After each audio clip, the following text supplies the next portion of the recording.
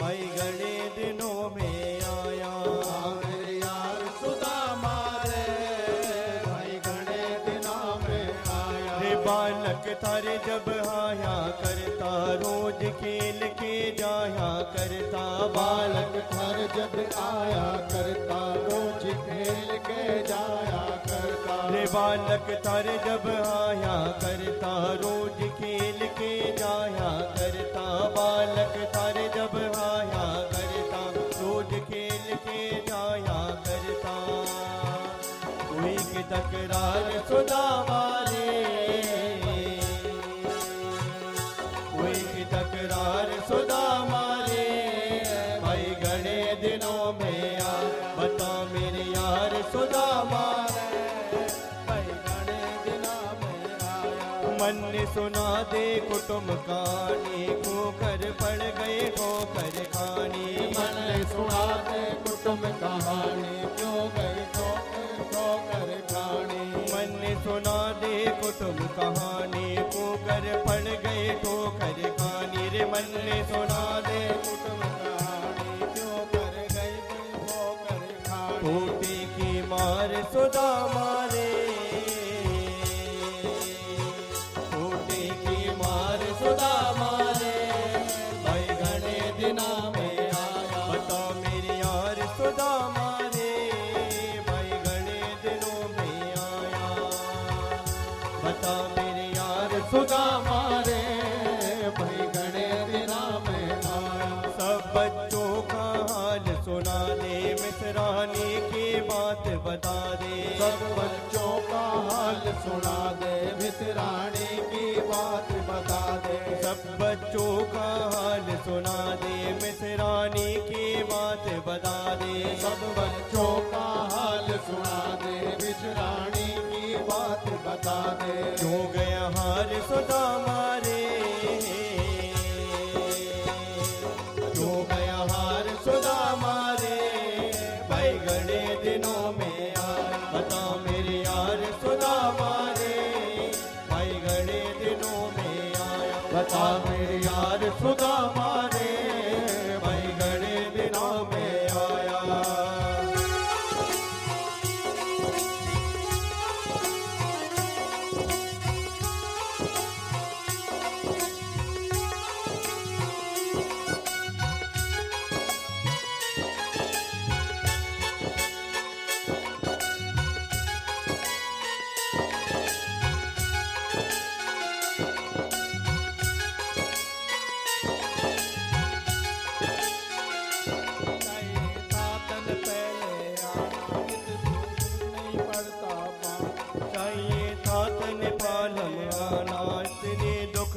पड़ता था ना। तातन पहले आना इतना दुख नहीं पड़ता पाना। बता मेरे यार सुदामा रे भाई घने दिनों में आया। बता मेरे यार सुदामा रे भाई घने दिनों में आया। बालक तार जब आया करता रोज खेल के जाया करता। बालक तार जब आया करता रोज खेल के जाया करता। हो गया हार सुदामा रे भाई घने दिनों में आया। क्यों गया हार सुदामा रे भाई घने दिनों में आया। बता मेरे यार सुदामा रे भाई घने दिनों में आया। बता मेरे यार सुदामा रे भाई घने दिनों में आया। बता मेरे यार सुदामा रे भाई घने दिनों में आया। बता मेरे यार सुदामा रे भाई घने दिनों में आया। भाई घने दिनों में आया। भाई घने दिनों में आया। भाई घने दिनों में आया। द्वारिकाधीश की जय हो। इस प्रकार से भगवान ने अपने जैसे द्वारिकापुरी थी वैसी की वैसी सुदामापुरी करके ये श्रेष्ठता सिद्ध कर दी कि अपनी दीन बंधुता की सार्थकता सिद्ध कर दी। द्वारिका में विराजे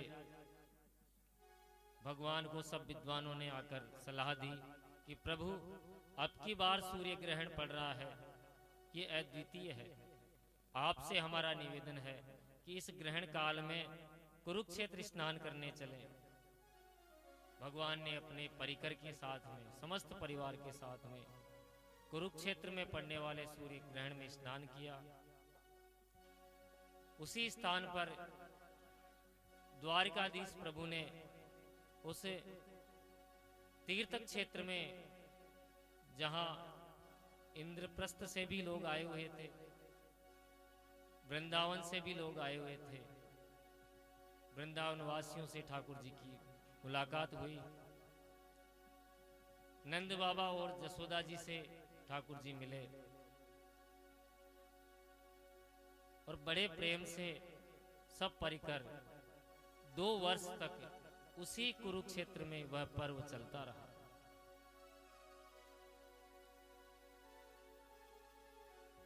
वृंदावन वासी जब ठाकुर जी से मिले तो लिपट गए।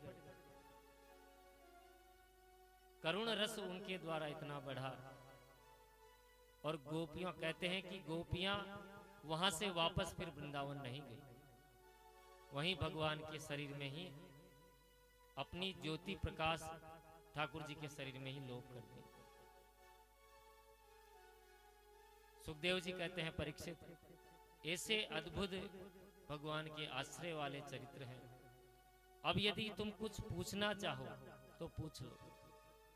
परीक्षित ने कहा, महाराज आप ये बताइए कि मेरे दादा दादी का विवाह कैसे हुआ था। श्री सुखदेव जी मुस्कुरा पड़े।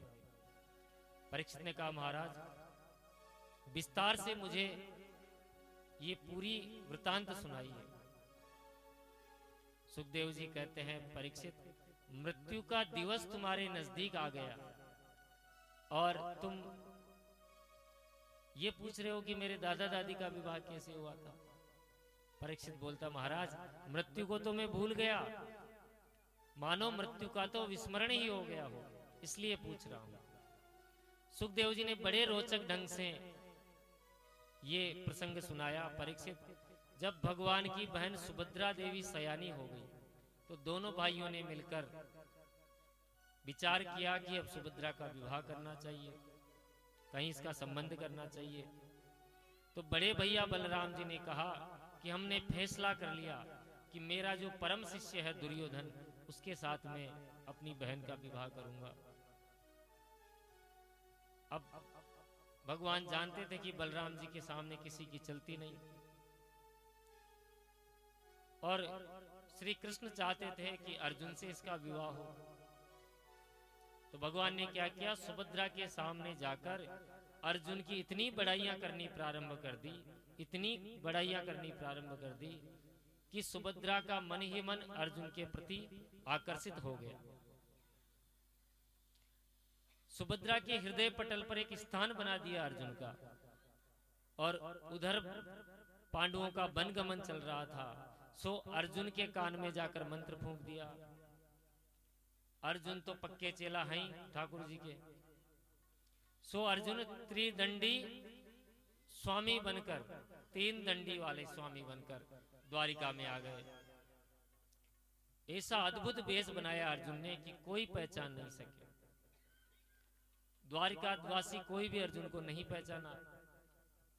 वैसे तो सब अर्जुन को जानते थे और अर्जुन सब द्वारिकावासियों के बारे में जानता था। तो जैसे ही कोई द्वारिकावासी आए तो अर्जुन आते ही उसका नाम बता दे, उसके बाप का नाम बता दे, उसके खानदान का नाम बता दे, क्यों अर्जुन सब जानता था। तो द्वारिकावासी सब पहुंच के, हो महाराज तो लगते पहुंचे हैं। महाराज की प्रसिद्धि खूब फैल गई। धीरे धीरे ये बात बलराम जी के पास भी गई। तो दाऊ भैया आए, प्रणाम किया त्रिदंडी महाराज को कि तुम्हारा नाम बलराम है, और सारी बातें दाऊ भैया की त्रिदंडी महाराज ने बता दी। दाऊ भैया ने देखा कि महाराज तो बड़े सिद्ध हैं। तो दाऊ भैया ने अपना निमंत्रण दिया घर आकर भोजन करने का। तो दंडी वेशधारी अर्जुन बोलता है, देखो महाराज हम किसी के घर जाते आते नहीं है, हम एकांतवासी आदमी हैं, पर यदि तुम इतना अनुग्रह कर रहे हो तो हम अवश्य तुम्हारे घर आएंगे। कल प्रातःकाल हम तुम्हारे घर भोजन हेतु पधारेंगे। प्रातःकाल बेशधारी अर्जुन वहां आए और जो ही घर में पधारे, अर्जुन ने कहा, दाऊ भैया बहुत अच्छा रहा, आपने इन महाराज को हमारे घर ले आए। अब ऐसा करो, कुछ सेवा करने का मौका हमको भी दो। आप जाकर बाहर आराम से बैठो, मैं और सुभद्रा इनकी बहुत बढ़िया सेवा करते हैं। अर्जुन जी भी वहां बैठकर आराम से सेवा कराने लगे और श्री कृष्ण भी किसक लिए वहां से बहन को, सुभद्रा देखो ये बहुत पहुंचे हुए महाराज हैं, अच्छी तरह सेवा करना। अब सुभद्रा जो है टुकुर टुकुर अर्जुन को देखे जाए कि इनको कहीं देखा है। फिर अचानक उसको याद आया कि इनकी शक्ल तो अर्जुन के जैसी मिलती है, पर यदि ये अर्जुन नहीं हुए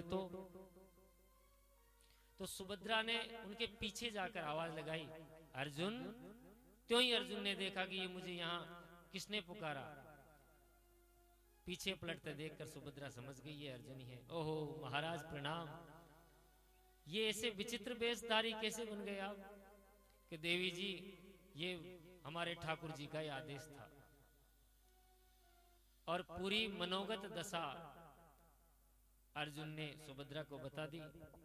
निश्चय किया, वही गौरी पूजा के लिए मंदिर में सुभद्रा जी पधारी और वहीं से अर्जुन उनका हरण करके ले गए। जो ये समाचार दाऊ भैया को मिले, अपने हल मूसल संभाले और उस रथ के पीछे पीछे हो गए। उस रथ को कौन चला रहा था? उस रथ को सुभद्रा ही चला रही थी, जिसमें हरण करके ले गए। दाऊ भैया और भगवान उस रथ के पीछे पीछे दौड़े। जो ही दाऊ भैया पहुंच गए, अर्जुन थर थर कांपने लगा, क्योंकि बलराम जी के सामने कोई नहीं टिक सकता था। भगवान श्री कृष्ण ने दाऊ जी से पूछा, भैया एक बात बताओ, ये जो बाबा बहन को भगा कर लेके गए, इसमें दोष किसका? अरे इस बाबा जी को घर तो आपने ही बुलाया, तो दोष भी आपका ही।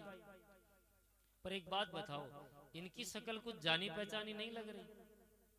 खुद भगवान ही बोल रहे हैं दाऊ भैया से। जो दाऊ भैया ने ध्यान से देखा, अरे ये तो मुझे अर्जुन ही प्रतीत होता है। अगर ये अर्जुन है तो इसमें तनिक मात्रा में भी संदेह नहीं कि ये सब तेरा ही किया धरा है।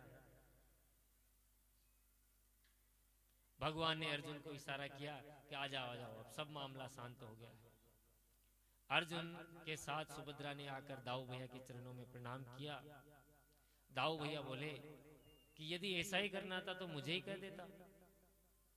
भगवान बोलते हैं कि आपने अपने मनोदशा तो दुर्योधन के लिए रख रखी थी, तो आपको मैं कैसे मना करता।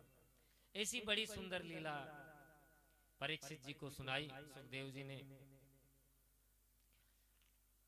सुखदेव बाबा कहते हैं कि हमारे ठाकुर जी का जो चरित्र है वह ऐसा ही है। वह दीन बंधु है, भक्त वत्सल है। प्रभु को और कुछ नहीं चाहिए। आपके ये जो तमाम आडंबर पाठ पूजा बड़ी बड़ी, केवल सरल हृदय प्रभु को चाहिए। यदि आप में केवल सरल हृदय है, हृदय में इतनी सरलता है, तो आपको प्रभु को पाने की ये पहली सीढ़ी है। केवल सरल हृदय ही प्रभु को पा सकता है। इतनी बड़े जप अनुष्ठान आपने किए, लेकिन आपके हृदय में सरलता नहीं आई, तो आप प्रभु को नहीं पा सकेंगे। बड़ी सरल हृदय। एक कथा हमारे परम पूज्य गुरुदेव की कही है कि सरल हृदय कैसा होना चाहिए। एक भक्त था, बिल्कुल भोला, जमाने का कोई रीति रिवाज उसको नहीं पता। वह कुछ काम नहीं करता, घर में पड़ा रहता, ठाकुर जी को भी याद नहीं करता, और घर में पड़ा रहता। और क्या करता? केवल खाता था। अब पड़ा रहेगा और केवल खाएगा तो क्या करेगा? घर में रहता, घर में सब परेशान उससे। क्योंकि वह कुछ नहीं करता, सिर्फ खाता था। अब खूब खाए तो क्या करे, खाए और सो जाए, घर वाले परेशान। अंत में क्या किया, घर वालों ने उससे घर से निकाल दिया, चला जाए यहाँ से, कुछ नहीं करता, सिर्फ खाता है और सोता है। घर से निकाल दिया, घर से निकाल दिया, घर से निकल गया। बाहर निकल के क्या देखता है, उसे एक मंदिर के बाहर एक संत दिखाई दिए, बड़े मोटे ताजे संत होते ही बड़े मस्त। इतने में उनके 2-4 चेला भी निकल कर आ गए, वह भी बड़े मस्त मोटे ताजे। तो उस भोला ने सोचा ये खूब खाते होंगे तभी इतने हष्ट पुष्ट होते हैं। वहीं गया, गुरुजी को प्रणाम किया कि गुरुजी हमको भी अपना चेला बना लो। गुरुजी ने कहा रहो आराम से, कि काम काम कुछ नहीं करना, केवल 2 समय आरती होती है, आरती में खड़े रहना और माला फेरते रहना। उसने सोचा ये बहुत बढ़िया, करना कुछ नहीं। और महाराज पंगत के 2 टाइम पंगत होती है आराम से, कि महाराज में 2 टाइम पंगत में नहीं हो सकता, कि तुम 4 समय भोजन करो, ये बहुत बढ़िया, करना धरना कुछ नहीं। उसको लगा कुछ नहीं करना, खूब खाने को मिलेगा, मंदिर में ही रह गया। पर उसे क्या पता यहाँ भी मुसीबत आएगी। एक दिन भंडारे में सुबह से कुछ बनाई नहीं, सब चौका चुल्ला ऐसे ही सुना। महाराज से बोला महाराज आज कुछ बनेगा नहीं? अरे तुझे बताना भूल गए, आज एकादशी है। एकादशी का मतलब कि आज न तो कुछ बनेगा न कुछ मिलेगा, कि हमको भी नहीं मिलेगा, कि आप तुमको भी नहीं मिलेगा। महाराज ये मुझसे नहीं होगा, यदि आज मैंने एकादशी कर ली तो मैं द्वादशी देखा ही नहीं पाऊंगा। महाराज को खूब हंसे कि बड़ी मुसीबत है महाराज, मैं बिना भोजन के नहीं रह सकता। अच्छा तुम बना लोगे? अरे कि मरता क्या नहीं करता महाराज, बना लूंगा। तो जाओ भंडार से 2.5 सेर आटा और नमक घी गुड़ इत्यादि ले लो, भंडार से सामग्री ले लो। अब उसने 2.5 सेर आटा घी आलू मिर्ची नमक सब ले लिया। महात्मा बोले देखो अब तुम वैष्णव हो गए हो, साधु हो गए हो, प्रसाद बुद्धि से बनाना और ठाकुर जी के भोग जरूर लगाना और वहां जाना नदी किनारे। ठीक है महाराज। अब वो सब 2.5 सेर आटा तेल नमक सब लेकर वहां नदी किनारे पहुंच गया। अब पाना ही चाहता था, भूख तो लगी रही थी, और दिन बना बनाया मिलता था, जैसे तैसे उसने बनाया। और फिर उसे याद आ गई कि गुरु ने कहा था, गुरुजी ने, कि भोग जरूर लगाना। वह तुरंत प्रसादी बना के तैयार, पाना ही चाहता था। तुरंत ठाकुर जी को याद किया कि राजा राम आइए, प्रभु राम आइए, मेरे भोजन का भोग लगाइए। नहीं आए भगवान, तो क्या बोला कि आचमनी अर्घान आरती यहाँ नहीं मेहमानी। अरे रूखी रोटी पाओ प्रेम से पियो नदी का पानी। राजा राम आइए, प्रभु राम आइए, मेरे भोजन का भोग लगाइए। नहीं आए। बोला यहाँ तो रूखी रोटी है और नदी का पानी है, आना है तो आ जाओ, और हमको भूख लग रही है। नहीं आए। फिर बोलता है कि पूड़ी और पकोड़ी भगवान सेवक ने न बनाई, और मिठाई तो है ही नहीं, फिर भी नहीं आए। तो भगवान नहीं आए तो एक सरलता से एक बहुत सरल बात उसने कही, उसी पर रीझ गए। क्या कहा कि हम समझ गए कि ये रूखी रोटी है, ये खाने कौन आए, नदी का पानी है कौन पीने आए। मंदिर में तरह तरह के व्यंजन मिलते हैं। तो बोला भगवान उसके भरोसे मत रह जाना, वहां से तो जान बचा के हम ही आए हैं। अरे भूल करोगे जो तज दोगे भोजन रूखे सूखे, भूल करोगे जो तज दो भोजन रूखे सूखे। एकादशी आज मंदिर में बैठे रहोगे भूखे। राजा राम आइए, सीताराम आइए, मेरे भोजन का भोग लगाइए।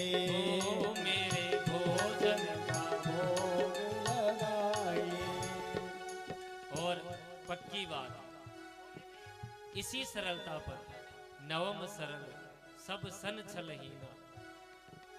भगवान प्रकट हो गए, पर भगवान भी कम कौतुकी नहीं। जितना सरल वो भक्त था उतना ही कौतुक भगवान ने किया। अकेले नहीं आए। सीता समारोपित वाम भागम, राम बाम दिशि जानकी। जो देखा श्री सीताराम जी को, श्री सीता मैया को देखकर प्रसन्न तो बहुत हुआ, लेकिन उदास हो गया कि गुरु जी ने तो कहा था एक भगवान आएंगे, ये तो दो दो आए हैं।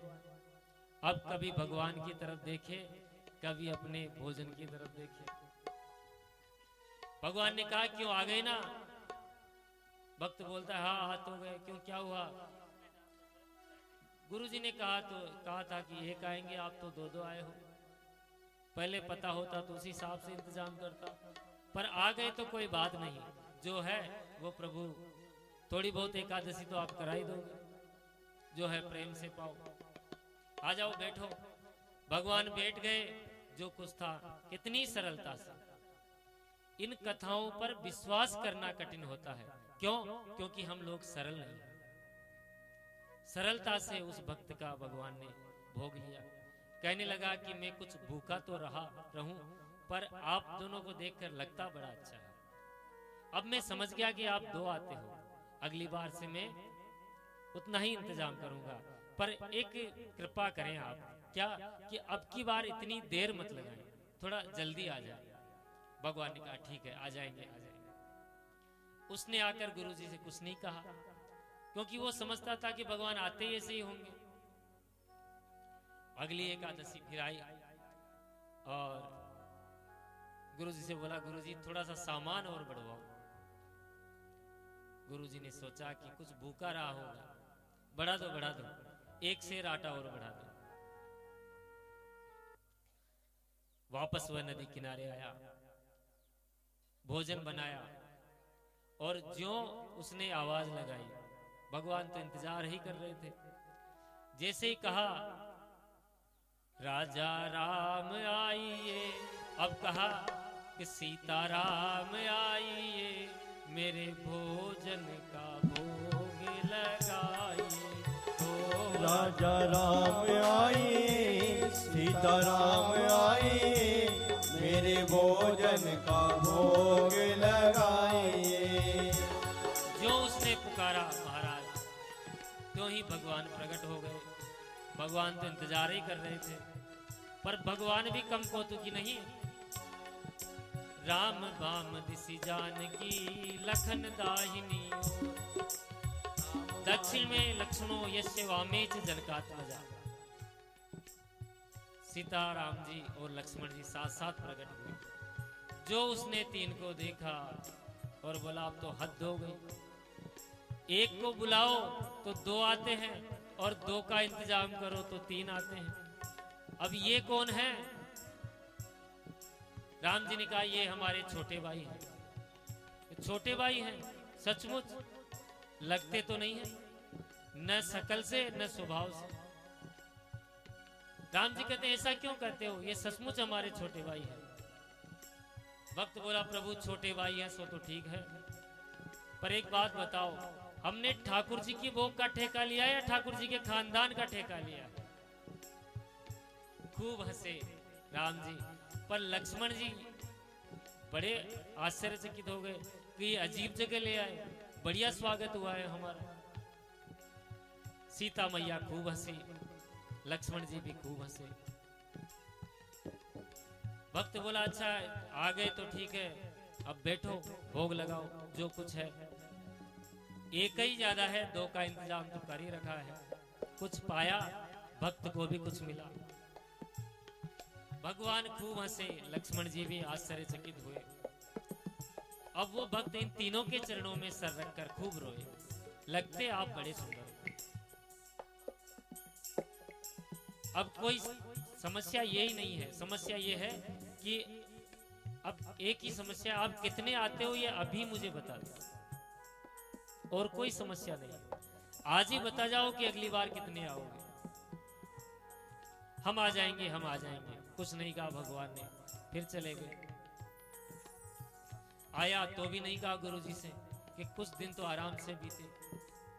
अब फिर एकादशी आ गई, अब वो भक्त मुंह लटकाए बैठा रहा।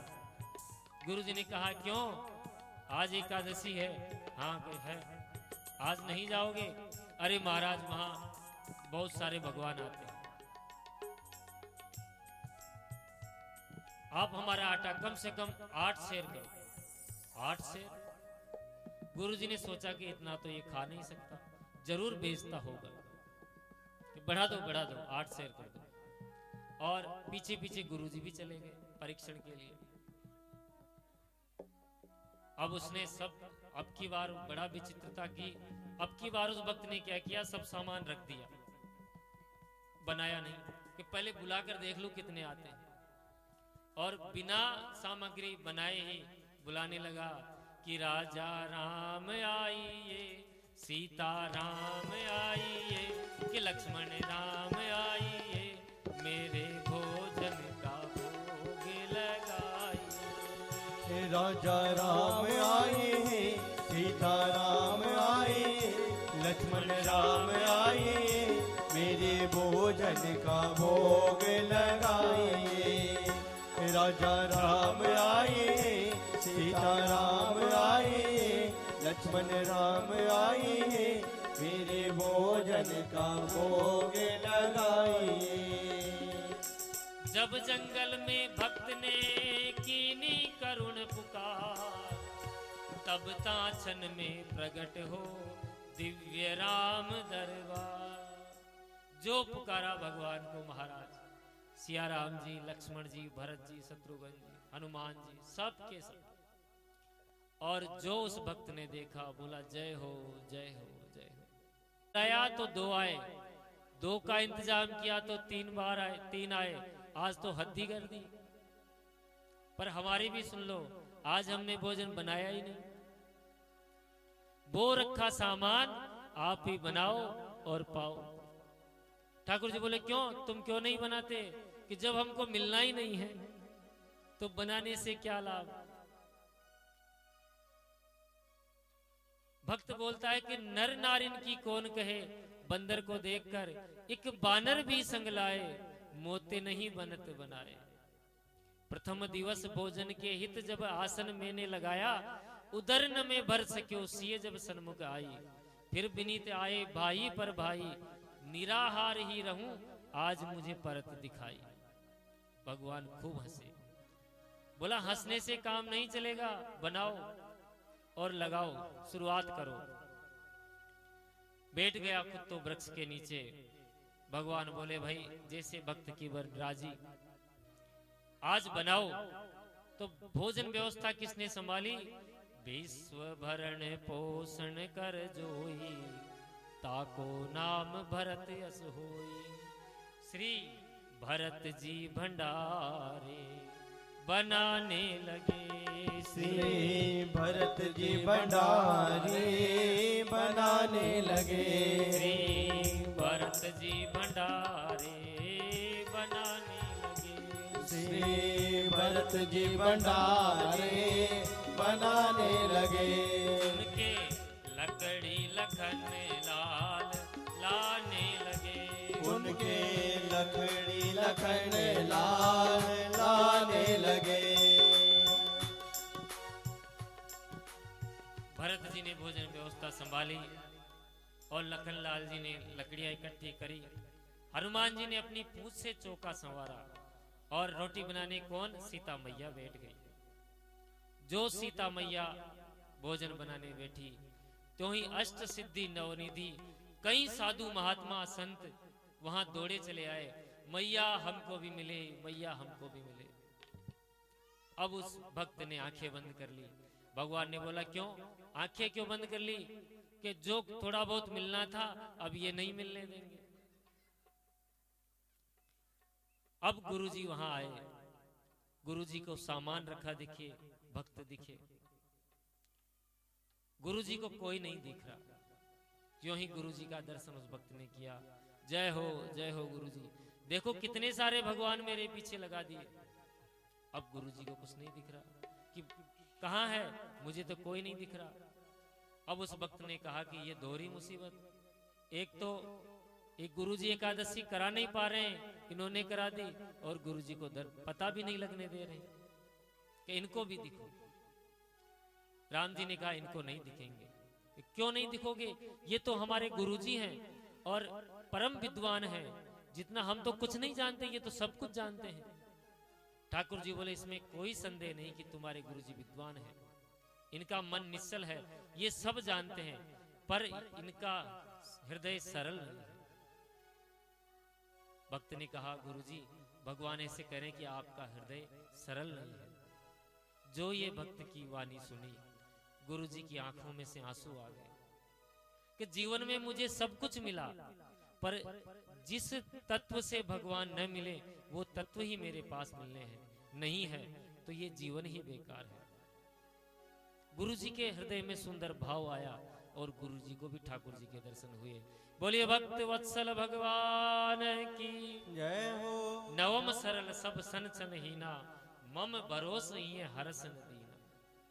बड़ा सुंदर भाव ये भक्त वत्सला का भगवान ने दिया। ठाकुर जी कहते हैं कि मुझे कोई पदार्थ नहीं चाहिए, केवल मेरे भक्तों का हृदय में यदि ये सरलता आ जाए तो मैं तत्क्षण उसके हृदय में प्रवेश पा जाऊंगा। अब भगवान देखते हैं कि मेरे यदुवंश का बहुत विस्तार हो गया, 56 करोड़ जनसंख्या मेरे यदुवंश की हो गई, और यदुवंशी इतने मतवाले हो गए कि यत्र तत्र जो है चारों तरफ क्रीड़ा करते हुए घूमते हैं। उद्दंड हो गए पूरा यदुवंश, कहीं मेरे पीछे ये यदुवंश ही इस पृथ्वी का भार नहीं बन जाए। तो यदुवंश का भार उतारने के लिए जैसे ही प्रभु ने इच्छा की तो चतुर्मास करने के लिए कुछ संत द्वारिका धाम पधारे, उनमें दुर्वासा ऋषि भी थे। सब बालक इकट्ठा होकर महात्माओं के पास चले और योजना बनाई कि उनमें से जो जाम्बवती का पुत्र जाम्ब था, सांब, बड़ा ही सुंदर है, उसको एक स्त्री के कपड़े साड़ी पहना दी और कहीं सारे कपड़े लपेटकर उसको ऐसा रूप दे दिया जैसे कोई गर्भवती स्त्री होती है। सब बच्चे मिलकर महात्माओं के पास गए और प्रश्न किया कि महाराज अब ये जो हमारी भाभी है इसको देखकर कहें कि इसके क्या होने वाला है। अब बेचारे कोई नाक बंद करे, कोई आंख बंद करे, कोई कुछ हो तो बात बने, सब परेशान, किसी के कोई समझ में नहीं आ रही। सब बच्चे एक दूसरे की तरफ इशारा करके हास परिहास कर रहे हैं, देखें कि ये महाराज क्या बताते हैं। अब कोई कुछ हो तो बताएं। उतने में ही दुर्वासा जी को क्रोध आ गया। हे बच्चों, तुम्हें लज्जा नहीं आती? महात्माओं से ऐसा मजाक करते हुए भागो यहाँ से। अब बच्चे तो पूरा मन बनाकर आए थे कि महाराज आपको कुछ आए तो आप बताएं, आप सब पोंगा पंडित हो। यूं ही महाराज का माल खाने आ गए। जब व्यंग भरी बातें दुर्वासा जी ने सुनी तो तुरंत श्राप दे दिया, और श्राप भी ऐसा दिया महाराज। दुर्वासा जी बोले इधर आओ, मैं बताता हूं।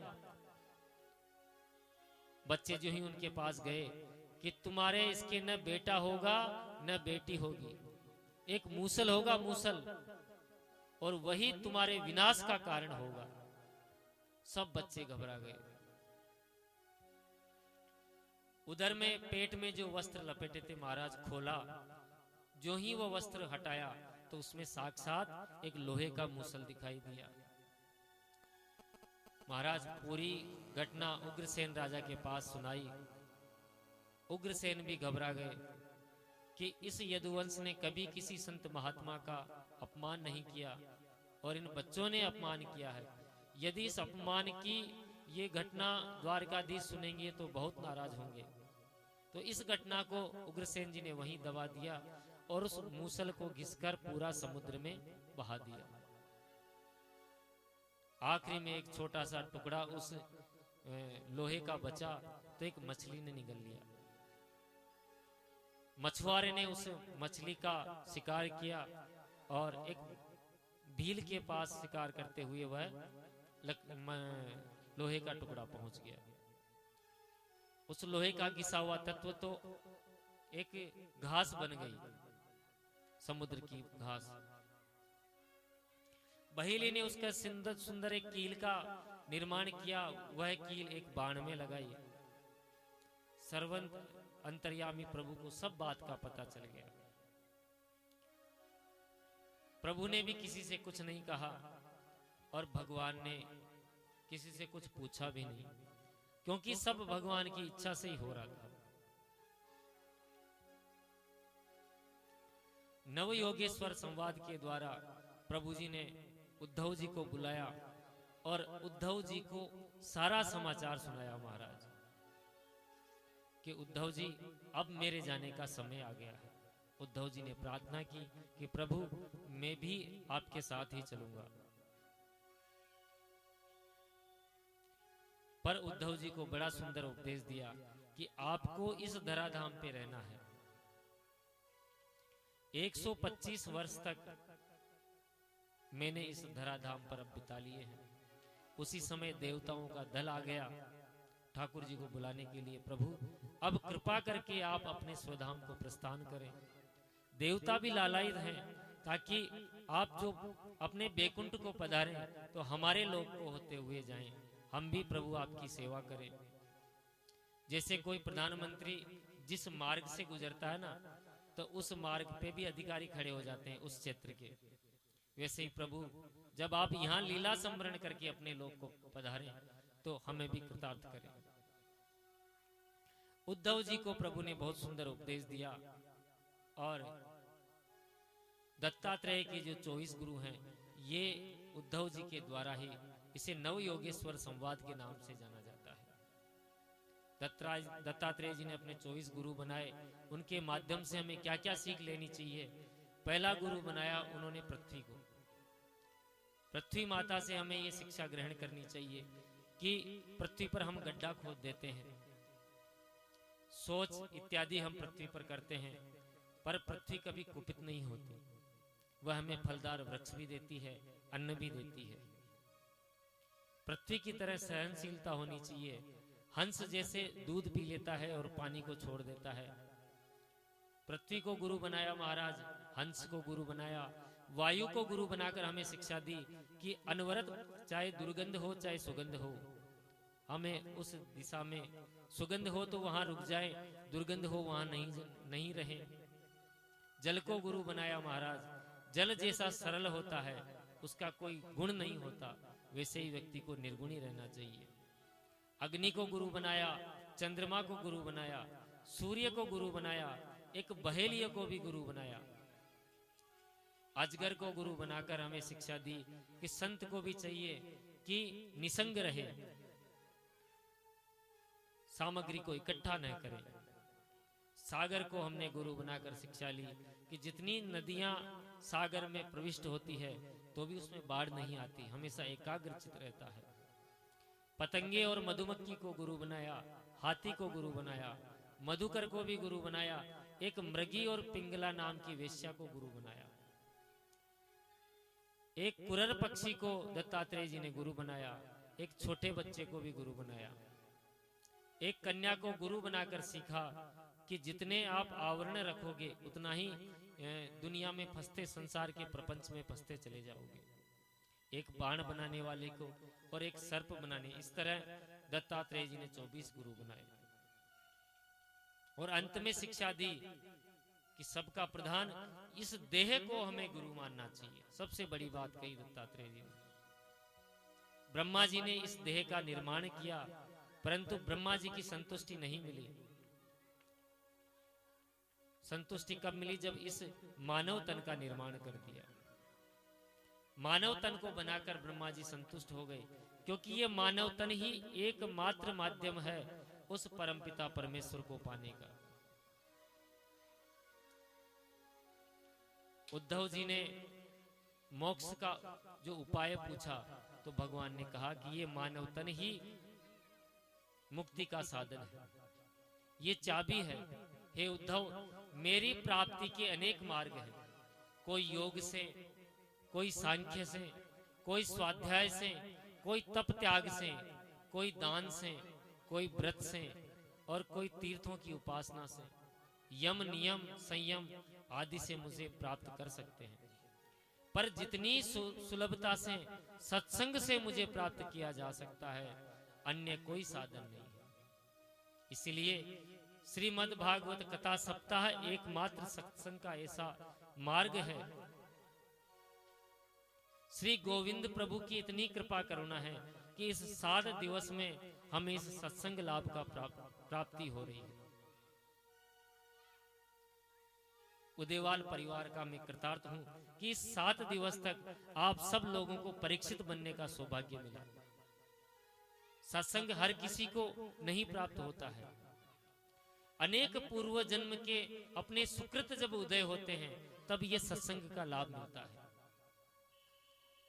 अरे निमंत्रण कईयों को प्राप्त होंगे, कईयों ने आने की भी सोचा होगा, पर हम ये 7 दिन, ये 4 घंटे जो हमें मिलते हैं, ये इधर उधर की बातें करने में ही नष्ट कर देते हैं। सत्संग का लाभ जिसने जीवन में उतारा है, क्योंकि ठाकुर जी जब लीला स्मरण करके अपने लोक में जाने लगे तब उद्धव से कहा था, उद्धव मैं कहीं नहीं जा रहा, मैं इस श्रीमद् भागवत की जो ग्रंथ है इसमें श्रीमद् भागवत के अक्षर अक्षर में गोविंद की श्यामलता समाई हुई। इस अक्षर अक्षर में, इस एक एक श्लोक में हम सबको श्री कृष्ण का दर्शन करने को प्राप्त होगा। केवलम ही भावे न गोप्यो गावो नगा मृग है, भाव से केवल भगवान श्री कृष्ण को पाया जा सकता है। अधम से अधम जीव भी सत्संग के माध्यम से मुझे प्राप्त कर सकता है, ये कोई दुर्लभ नहीं है। सत्व और रज और तम, इन तीनों गुणों को दबाने वाला केवल सत्संग है। अब प्रभु ने अणिमादिक सिद्धियों का विस्तार से वर्णन किया। वर्णाश्रम धर्म उद्धव को बताए और अपनी चरण पादुका उद्धव जी को देकर कहा कि तुम बद्रीनाथ धाम को जाओ। उद्धव जी प्रणाम करके बोले, प्रभु अज्ञान का घोर अंधकार आपने अपने वचनों से दूर कर दिया। यूं कहकर प्रणाम करके उद्धव जी बद्रीनाथ विशाल धाम की तरफ चल पड़े। इधर प्रभु यदुवंशियों के साथ प्रभास क्षेत्र में पहुंचे। वहां पर मदिरा पीकर सब यदुवंशी आपस में ही लड़ने लगे। यदुवंशी अपनी बुद्धि को विकृत करके आपस में लड़ाई झगड़ा प्रारंभ किया। जब भगवान यदुवंशी को समझाते हैं तो वो भगवान पर ही झपट पड़ते हैं।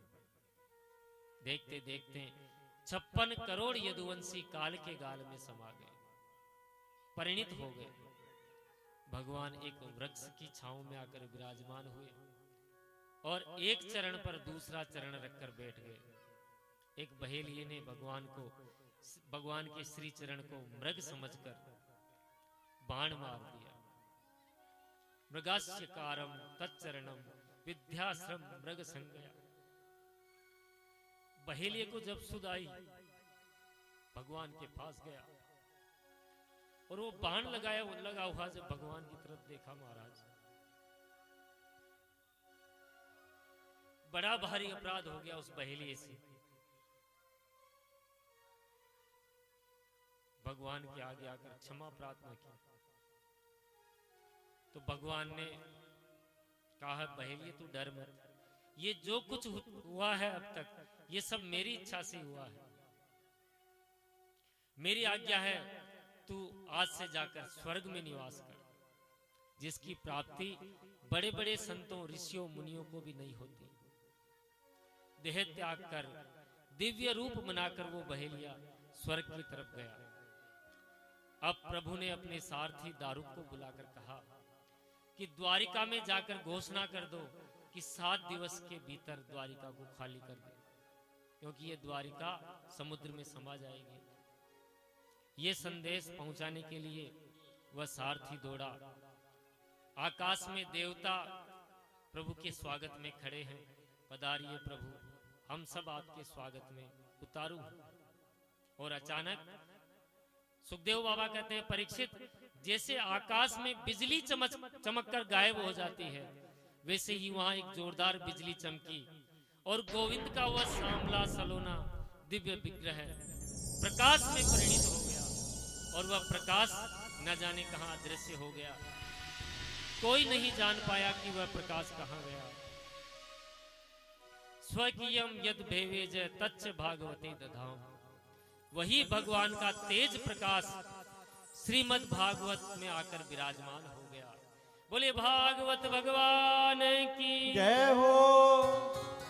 तेने यम भागवती मूर्ति प्रत्यक्षम दर्शते हरि। ये केवल एक साधारण ग्रंथ नहीं, भगवान श्री कृष्ण ही इसमें आकर विराजमान है। श्रीमद् भागवत, श्रीमद् भागवत कलयुग के कलुषित प्राणियों का कल्याण करने के लिए, इसी कामना के लिए श्री कृष्ण चंद्र का शब्द विग्रह भागवत मध्य में विराजमान है। भगवान के अंतर्निहित होते ही कलयुग ने पैर पसारना प्रारंभ कर दिया। अब हम श्रीमद् भागवत का सार गर्भ इसके जो 12 स्कंद हैं, इसमें क्या क्या घटित हुआ। जिसने 7 दिवस तक भागवत नहीं सुनी, यदि वह इस सार को सुन ले तो भी उसको पुण्य लाभ प्राप्त होता है।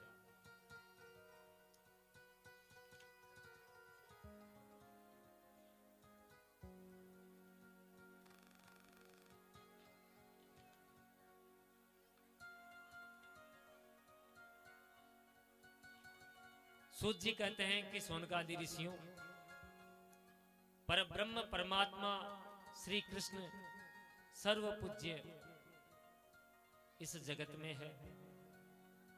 इसमें प्रथम स्कंद जो भागवत का है, उसमें भगवत महात्म्य का वर्णन है। इसमें 19 अध्याय है। प्रथम स्कंद में भक्ति, ज्ञान और वैराग्य का चरित्र है। राजर्षि परीक्षित को किस प्रकार साप लगा, गंगा तट पर जाना, ऋषि मुनियों और सुखदेव जी के संवाद का वर्णन है। द्वितीय स्कंद में योग धारण, नारद ब्रह्मा संवाद, अवतार और प्राकृतिक सृष्टि का वर्णन है। तृतीय स्कंद में विदुर उद्धव संवाद है। हिरण्याक्ष मनु शतरूपा और करदम प्रजापति का कपिल देव अवतार और माता देवहूति को कपिल भगवान का उपदेश है। चतुर्थ स्कंद, इसमें 31 अध्याय हैं। नर नारायण का प्रकरण, मरीचि 9 प्रजापतियों का, दक्ष का यज्ञ संपन्न, ध्रुव चरित्र, नारद संवाद और प्रचेताओं का नारद को उपदेश है। पंचम स्कंद में नाभि भरत का संवाद है। षष्ठम स्कंद में दक्ष पुत्रियों का वर्णन है। सप्तम स्कंद में हिरण्यकश्यपु और हिरण्याक्ष के जन्म का वर्णन है, जिसमें भक्त शिरोमणि प्रहलाद जी प्रकट हुए। अष्टम स्कंद में गजेंद्र मोक्ष और भगवान के विभिन्न अवतारों का वर्णन है। नवम स्कंद में इला आख्यान, नृग चरित्र, भगवान राम का चरित्र, निमिष चरित्र, परशुराम जी का अवतार है और वसुदेव के घर श्री कृष्ण का प्राकट्य है। दसम स्कंद, इसमें भगवान की बाल लीला का वर्णन है। एकादश स्कंद, इसमें ब्राह्मणों का शाप है और द्वादश स्कंद में विदुर जी राजर्षि परीक्षित का देह त्याग, व्यास जी का वेद विभाजन।